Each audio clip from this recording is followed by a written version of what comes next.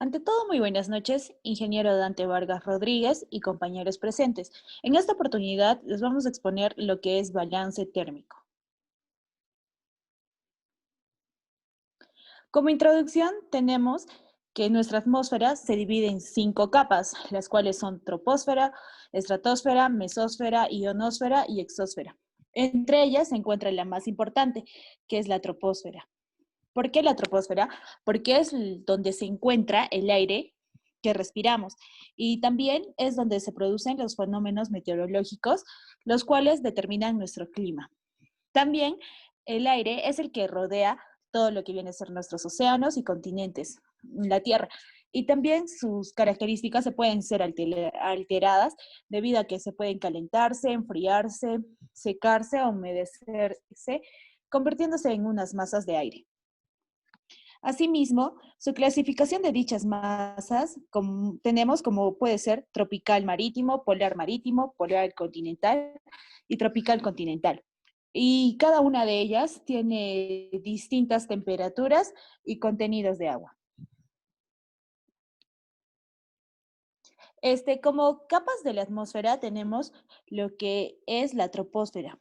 Como ya indiqué, la troposfera es donde se encuentran, donde se producen los fenómenos meteorológicos y esta abarca desde los 0 metros hasta los 12 kilómetros, que vendría a ser su espesor. Y también varía de temperatura desde los menos 60 grados centígrados y con el ecuador hasta los más 50 grados centígrados. Y también es donde se encuentran las nubes, se produce la lluvia, entre otros. La estratosfera llega hasta unos 50 kilómetros de altitud y su temperatura es entre los menos 50 grados centígrados y los más 70 grados centígrados. Es una zona próxima a la capa de ozono, por lo cual esta absorbe la radiación ultravioleta del sol. La mesósfera, que se extiende hasta los 80 kilómetros de altitud y su temperatura disminuye de forma progresiva hasta los 70 grados centígrados. Y tenemos lo que es la ionosfera, que se extiende hasta los 500 kilómetros de altitud y su temperatura aumenta de forma progresiva hasta los 1000 grados centígrados. Y en la exosfera abarca desde los 1000 kilómetros hasta los 10.000 kilómetros.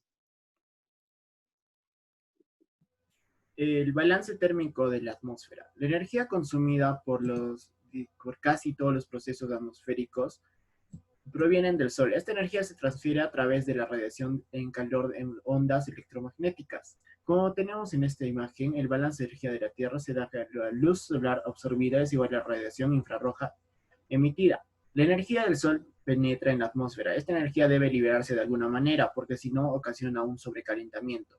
Toda esta energía en la Tierra se llama radiación. La radiación recibida de vuelta como radiación terrestre, produciendo el llamado balance de radiación. ¿Cómo funciona esto? Esto funciona de la siguiente manera. De cada 100 unidades de energía que ingresan en la atmósfera, 51 son absorbidas por la Tierra, 19 por la atmósfera, 30 reflejadas nuevamente al espacio. Las 70, que serían de las 51 absorbidas por la Tierra y 19 por la atmósfera, serían del sistema de Tierra-atmósfera. Se devuelven al espacio como radiación de onda larga.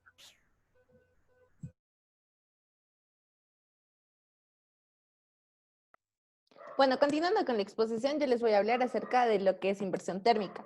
Es un fenómeno natural que tiene que ver con diferencias de temperatura y la manera en la que se distribuye en la superficie. Existen algunos contaminantes cuya densidad es mayor que el aire, no se dispersan y quedan suspendidos o concentrados en el medio. O sea, no favorecen en lo absoluto a la dispersión del contaminante. En condiciones normales, la masa de aire a medida que aumenta la altura disminuye la temperatura. Eso pasa en la troposfera. En esta diapositiva ustedes pueden observar dos imágenes, que la primera es la situación normal, que cuando fábricas o el parque automotor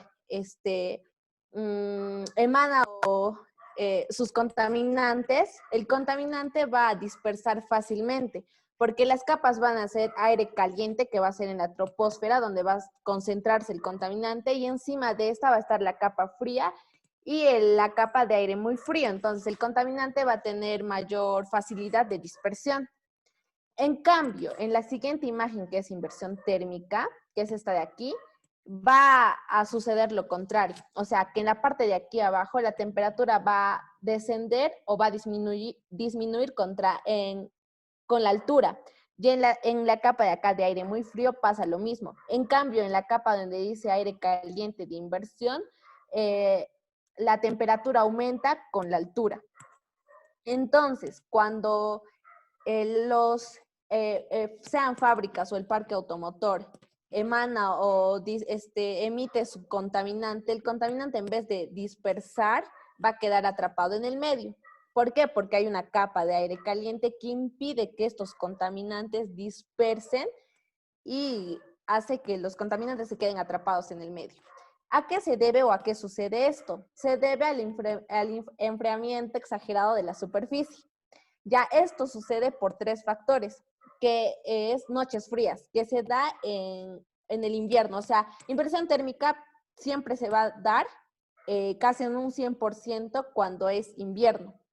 El segundo factor es calma. Quiere decir que no va a haber vientos. O sea que si, por ejemplo, si es que va a haber vientos fuertes, el contaminante va a dispersarse, entonces no va a haber inversión térmica.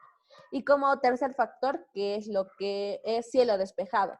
Cuando se ve estos 3 factores, es de casi 100% seguro que al día siguiente va a haber o se va a apreciar lo que es este fenómeno natural, que es la inversión térmica.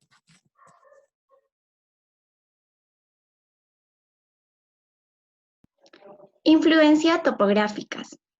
La topografía puede favorecer las situaciones de inversión térmica por la presencia de montañas costeras que dificultan la acción de las brisas marinas o configuran valles profundos en los que el invierno o la insolación llega con dificultad al fondo del valle.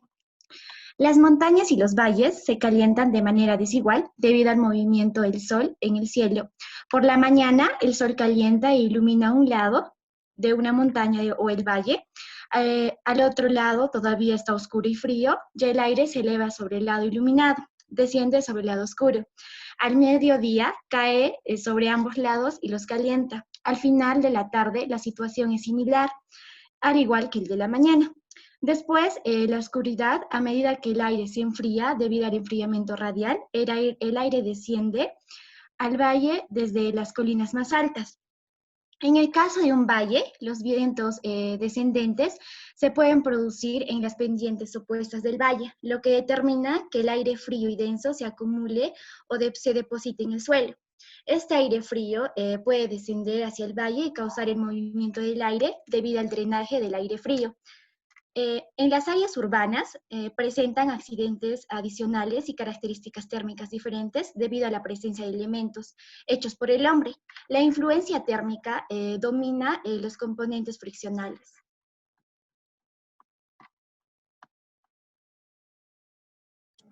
Ya, en la dinámica de la atmósfera. Esta se va a basar en la presencia y evolución de las masas de aire que están en la troposfera. Estas se van a encontrar en las partes más bajas de la troposfera, donde el aire no es homogéneo, ya que se presentan grandes diferencias en cuanto a lo que viene a ser la temperatura, también la humedad y la estabilidad. Debido a esto, se da la distribución de la radiación solar y también a la presión ejercida sobre la Tierra. El motor de todos los procesos atmosféricos terrestres se deriva de la radiación solar recibida por nuestro planeta y los cambios que origina. Como por ejemplo tenemos el calentamiento y enfriamiento del aire, que esto, ¿cómo se da? Es siguiendo un ciclo que puede ser diario, también este puede ser estacional o anual, debido a las consecuencias de los movimientos de rotación y de trasladación. Esto se da en nuestro planeta. También se da la variación de la presión atmosférica, en el cual se da el calentamiento de aire, que este provoca la disminución de su densidad y también la disminución de su presión. También se consideran los vientos, los cuales producen para compensar las diferencias de la presión.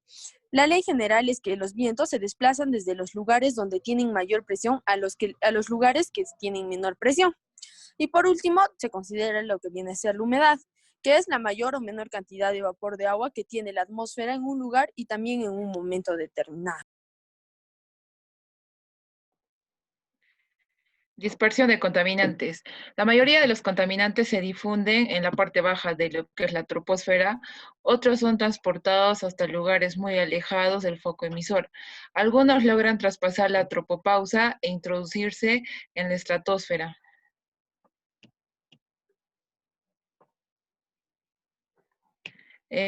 Emisión y emisión. La emisión es la cantidad emitida por una fuente concreta en un determinado periodo. Estos pueden ser los ductos o chimeneas. En la emisión es la concentración resultante de la calidad del aire. Vendría a ser lo que es el smog fotoquímico.